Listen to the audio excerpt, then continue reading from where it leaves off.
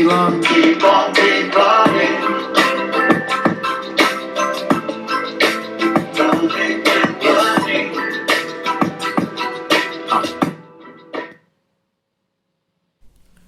Good morning my dear student.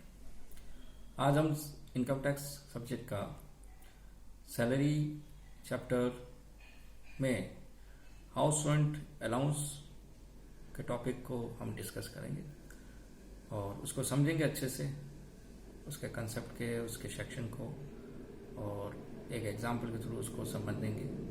और students से request है कि वो समझने में जल्दबाजी ना करें, उसको आराम से समझें और उसको इस टॉपिक को अच्छे से याद भी रखें, क्योंकि ये आपके इनकम टैक्स का बहुत, हाउस रेंट अलाउंस का जो टॉपिक है ये आपके लिए बहुत इंपॉर्टेंट है और point of examination, point of practical and जो भी काम करते हैं उनके लिए भी ये चीज़ बहुत इंपॉर्टेंट है। तो लेट्स स्टार्ट।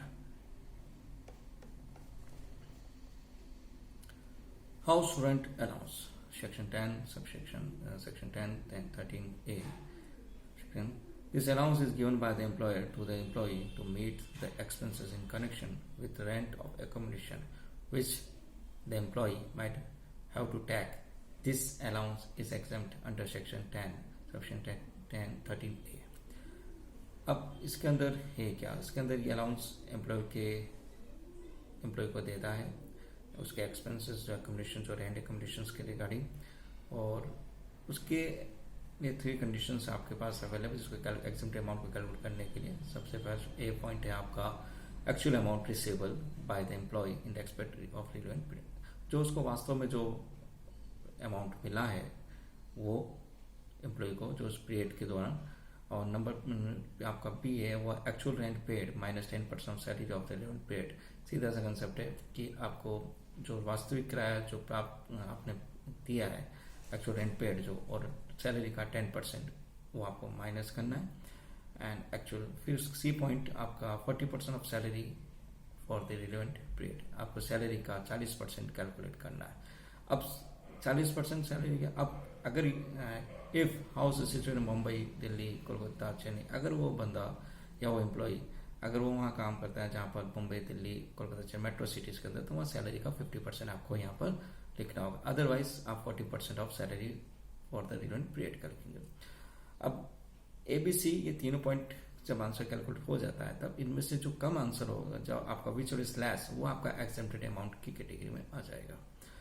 अब नोट ये है कि आपको सैलरी मीन के अंदर, सैलरी के अंदर आपको क्या क्या ऐड करना है, कैसे उसको, तो basic salary plus DA plus commission on sale और एट फिक्स अगर हो तो वो लिखना है।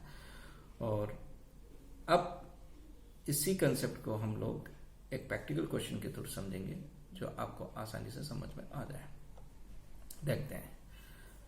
मिस्टर एक्स है एम्प्लॉयड इन द कंपनी, ये कंपनी एट जयपुर में काम करते हैं और इनका मंथली सैलरी उनकी 5,000 रुपये पर मंथ है।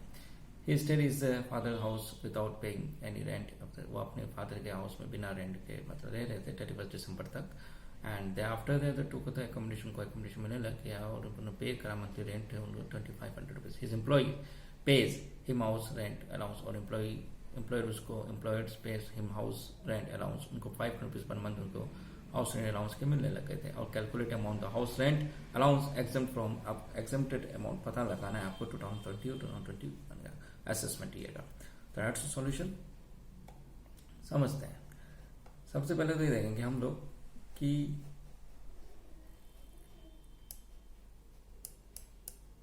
HR है house rent received by x up to 31st December 2019 is a fully taxable। क्यों टैक्सेबल है? क्योंकि वो अपने फादर के घर में रह रहे थे और बिना रेंट पे कर रहे थे, तो उनके सैलरी का जो भी है, because no rent is paid by him, क्योंकि उनके द्वारा कोई रेंट नहीं दिया गया था। अब बात आती है कि 1 अप्रैल से लेकर 31 दिसंबर तक का कितना टैक्सेबल है उनका अमाउंट। 1 अप्रैल टू 31 दिसंबर 500 रुपीज पर मंथ के हिसाब से देखा जाए 9 मंथ के, तो 4500 रुपीज रेंट फुली टैक्सेबल है। इसको हम छोड़ देते हैं। अब रिमेनिंग जब वो रेंट उनको एकोमोडेशन मिलने लग गया तो रिमेनिंग पीरियड मंथ है उनका वो यहाँ पर आपको दिख रहा है कि 1 जनवरी से लेकर 31 मार्च तक का। ठीक, तो अब इसकी कैलकुलेशन में स्टार्ट करते हैं अकॉर्डिंग टू, जैसा कि मेरे ऊपर आपको टर्म्स में बताया कि actual amount receive by employ. तो actual amount receivable by employ तो 500 रुपीज पर मंथ और मल्टीप्लाई 3, तो आंसर इज 1500 फर्स्ट का, जो उसने एक्चुअल अमाउंट जो उसको मिला है। B point, actual rent paid, जो उस बंदे ने पे करा उस घर का, तो 2500 रुपीज जो यहां दिया है क्वेश्चन में, 3 मंथ के अकॉर्डिंग 7500 एंड सैलरी। अब 3 मंथ की सैलरी आपको पर मंथ उसकी सैलरी है बंदे की 5000 रुपीज पर मंथ है। 5000 पर मंथ मल्टीप्लाई टू 3 तो 15,000 की सैलरी होती है। उसका 10% एंड 10% 1500 होता है। तो 7500 minus 1500 is equal to answer is 6000, 6000 रुपये उसका एक्चुअल। नेक्स्ट सी पॉइंट, अब ये बंदा जयपुर में रह रहा है तो ऑब्वियसली दिल्ली, मुंबई, कोलकाता, चेन्नई में होता है तो 50% यहाँ कैलकुलेट करते, पर अदर सिटीज में तो सैलरी का 40%, तो सैलरी 15,000 उसका 40% आपको 6,000 उसका आंसर हो गया। अब देखना है इन तीनों में से विच आर इज लेस, 1500, 6,000, 6,000, इन तीनों में से जो कम आंसर है वो आपका है 1500 आंसर है। तो 1500, तो which are is less 1500 accepted. तो इस तरह से हमने हाउस रेंट अलाउंस के बारे में एक क्वेश्चन के थ्रू समझा है। उम्मीद है आपको अच्छा लगा होगा और इसको अच्छे से, इस कंसेप्ट को और अच्छे से याद करें, समझें, ये आपके लिए बहुत बेनिफिशियल है। Thank you very much.